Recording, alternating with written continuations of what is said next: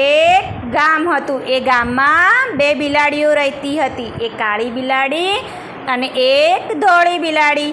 બંને પાક્કી દોસ્ત હતી અને બંને આખો દિવસ આમ તેમ ફર્યા કરે અને મસ્તી કર્યા કરે.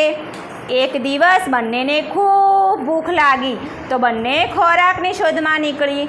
તો એમને એક ઘર જોયું અને એ ઘરમાં રોટલી જોઈ. તો એ રોટલી પર પહેલી નજર કાળી બિલાડીની પડી.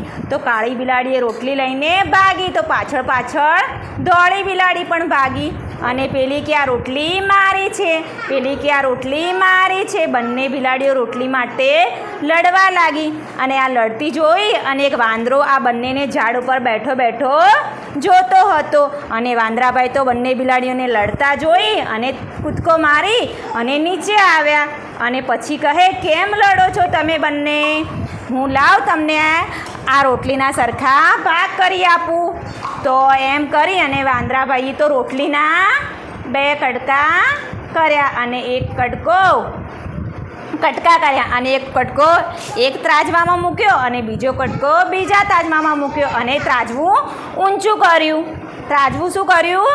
ઊંચું કર્યું. તો ત્રાજવું જે બાજુ નમ્યું એમને તો પાછો એક ટુકડામાંથી એ રોટલીમાંથી કટકો કર્યો અને પાછો રોટલીમાંથી કટકો કરીને ખાઈ ગયા. અને પાછા ફરી એમને તો ત્રાજવામાં મૂક્યો એક ટુકડો અને પાછા એ તો ત્રાજવું ઊંચું કર્યું.